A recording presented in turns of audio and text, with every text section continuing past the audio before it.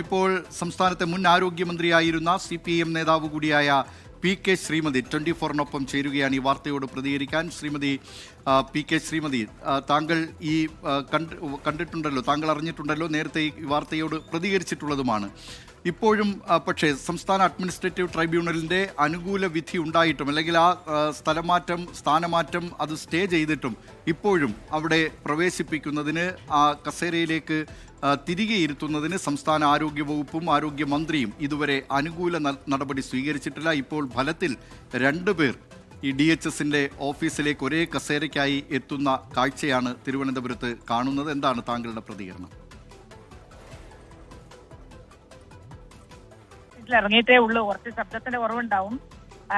യഥാർത്ഥത്തിൽ അനിതര സാധാരണമായിട്ടുള്ള ഒരു നീക്കമാണ് ആരോഗ്യ വകുപ്പിന്റെ ഭാഗത്തു നിന്നുണ്ടായിട്ടുള്ളത്. ബഹുമാന്യനായ മന്ത്രി ശ്രീ മുരളീധരൻ ഇതിനെ സംബന്ധിച്ച്, ഇതിന്റെ സാങ്കേതികത്വത്തെ സംബന്ധിച്ച് എത്രത്തോളം മനസ്സിലാക്കിയിട്ടുള്ളതെന്ന് എനിക്കറിയില്ല. എന്തായാലും അദ്ദേഹത്തിന്റെ ഉപദേശകരായിട്ടുള്ള പ്രൈവറ്റ് സെക്രട്ടറിയും പിന്നെ ഒപ്പം അവിടെയുള്ള അഡീഷണൽ ചീഫ് സെക്രട്ടറിയും അടക്കം ഉണ്ടാകുമല്ലോ. അവർക്കൊക്കെ അറിയാവുന്ന കാര്യമാണ്. ഏത് ബഹുമാനപ്പെട്ട കോടതിയിൽ, ഹൈക്കോടതിയിലായാലും ഇനി അതിന്റെ അപ്പുറത്ത് പോയാലും, ഈ ഹൈക്കോടതിയിലും തന്നെ ഇവർക്ക് നീതി കിട്ടും. നിയമത്തിന്റെ പിൻബലം ഡോക്ടർ റീനക്കാണുള്ളത്. ഇതിനെ സംബന്ധിച്ചൊന്നും മനസ്സിലാക്കാതെ വളരെ പെട്ടെന്ന് ആരോഗ്യ വകുപ്പിന്റെ ഡയറക്ടറെ മറ്റൊരു ആ വകുപ്പിന്റെ കീഴിലുള്ള ഒരു സ്ഥാപനത്തിലേക്ക് സ്ഥലം മാറ്റാൻ കഴിയില്ല. അത് ഞാൻ ആദ്യം തന്നെ പറഞ്ഞതാണ്. നിയമപരമായ തടസ്സം അതിനുണ്ട്. 2-3 തടസ്സങ്ങളുണ്ട്. മാത്രമല്ല, റീനയെ പോലെ 3 വർഷമായി ഹെൽത്ത് സർവീസ് ഡയറക്ടർ സ്ഥാനത്തിരിക്കുന്ന ഡോക്ടർ റീനക്ക് എന്തെങ്കിലും പിഴവുണ്ടെങ്കിൽ ഒരു നോട്ടീസ് കൊടുത്ത് കാരണം ബോധിപ്പിക്കണമെന്ന് ആവശ്യപ്പെട്ടുകൊണ്ട് ഒരു നോട്ടീസ് കൊടുക്കുകയാണ് വേണ്ടത്. അതുപോലും കൊടുക്കാതെ ഈ തരത്തിൽ അവര് പറഞ്ഞു എന്നാണ് പറഞ്ഞത്. ഡോക്ടർമാരെ എല്ലാം പോസ്റ്റ് ചെയ്യേണ്ട തിരക്കിലായിരുന്നു. അത് രോഗപ്രതിരോധ പ്രവർത്തനങ്ങൾക്ക് നേതൃത്വം കൊടുത്തുകൊണ്ടിരിക്കുകയായിരുന്നു. അപ്പോഴാണ് പെട്ടെന്ന് ഇങ്ങനെ ഒന്ന് വന്നത്. അതെല്ലാവർക്കും അറിയാം.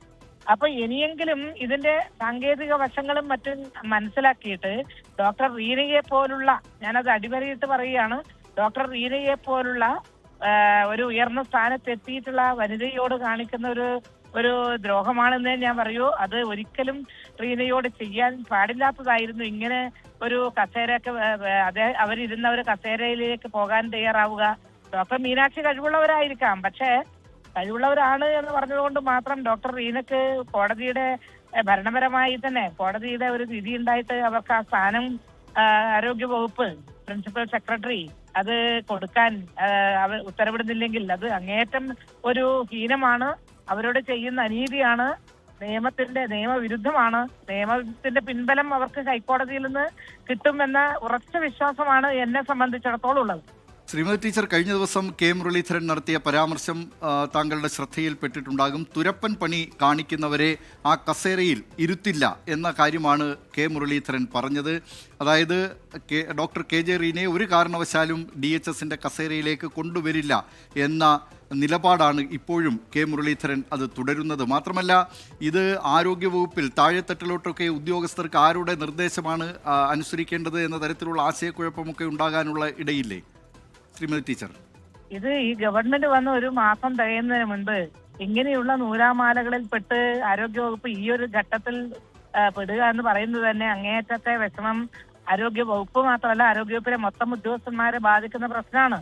അതൊന്ന് മനസ്സിലാക്കണം. ആരോഗ്യവകുപ്പ് മന്ത്രി ബഹുമാനപ്പെട്ട ശ്രീ മുരളീധരൻ അങ്ങനെ എന്തെങ്കിലും പിഴവ് കണ്ടിട്ടുണ്ടെങ്കിൽ ഞാൻ ഇതിന് മുൻപ് തന്നെ പറഞ്ഞിരുന്നു. പിഴവ് കണ്ടാൽ ആദ്യം ചെയ്യേണ്ടിയിരിക്കുന്നത്, നിങ്ങളുടെ ഭാഗത്തുനിന്ന് ഇന്ന രീതിയിൽ ഗവൺമെന്റിന്റെ നിലപാടിനോട് യോജിക്കാത്ത കാര്യങ്ങൾ ഉണ്ടായിട്ടുണ്ട്, നിങ്ങൾ ഇതുമായി ബന്ധപ്പെട്ടുകൊണ്ടുള്ള വിശദീകരണം തരണം എന്ന് പറഞ്ഞൊരു നോട്ടീസ് കൊടുക്കണം. അവർ ഉത്തരവാദപ്പെട്ട വളരെ ഉയർന്ന ഈ കേരളത്തിലെ ഏറ്റവും പ്രധാനപ്പെട്ട വകുപ്പിന്റെ തലപ്പത്തിരുന്ന് പ്രവർത്തിച്ചുകൊണ്ടിരിക്കുന്ന ഒരാളാണ്. അത്തരമൊരു സന്ദർഭത്തിൽ അത് പരിഗണിക്കാതെ പെട്ടെന്ന് പിരിച്ചുവിടുക, അല്ലെ സ്ഥലം മാറ്റുക എന്നൊക്കെ പറയുന്നത്, എല്ലാറ്റിനും റൂൾസും ചട്ടങ്ങളുണ്ട്, നിയമങ്ങളുണ്ട്. അതിന് വിധേയമായിട്ടല്ലേ നമുക്ക് പ്രവർത്തിക്കാൻ കഴിയൂ, മന്ത്രിക്കായാലും മറ്റാർക്കായാലും. അതുകൊണ്ട് അത് പരിശോധിച്ചുകൊണ്ട് അത് പ്രഗത്ഭനായിട്ടുള്ള ഒരു അഡ്വക്കേറ്റിനെ അല്ലെങ്കിൽ അഡ്വക്കേറ്റ് ജനറലിനോട് ചോദിച്ചിട്ട് വേണ്ടേ കാര്യങ്ങളെ ചെയ്യാൻ. ഇതൊന്നും ചെയ്യാതെ നമ്മുടെ മന്ത്രിക്ക് ചിലപ്പോ പ്രയാസം ഉണ്ടായിട്ടുണ്ടാവും. അതൊന്നും എനിക്കറിയില്ല എന്താണെന്നുള്ളത്. ഞാൻ അതുമായിട്ടല്ല ബന്ധപ്പെട്ട് പറയുന്നത്. അവർക്ക് DHS എന്ന് പറയുന്ന ഉയർന്ന സ്ഥാനത്തിരിക്കുന്ന ഒരു വലിയ വകുപ്പ് മേധാവിക്ക് ഈ രൂപത്തില് ഒരു പ്രശ്നം ഉണ്ടാവുക, എന്നിട്ട് ട്രിബ്യൂണലിൽ അവർക്ക് അനുകൂലമായിട്ട് വിധി പ്രഖ്യാപിക്കുക, അവരവിടെ പോയിട്ട് മറ്റേ അഡീഷണൽ DHSന്റെ മുൻപിൽ ഇരിക്കേണ്ടി വരിക, വീണ്ടും വരിക എന്ന് അതൊക്കെ പറയുന്നത് അങ്ങേയറ്റം നാണക്കേടും അവരോട് കാണിക്കുന്ന ഒരു അവഹേളനവുമാണെന്ന് ഞാൻ പറയൂ. വളരെ നന്ദി ശ്രീമതി ടീച്ചർ ഈ സമയത്ത് പ്രതികരിച്ചതിന്.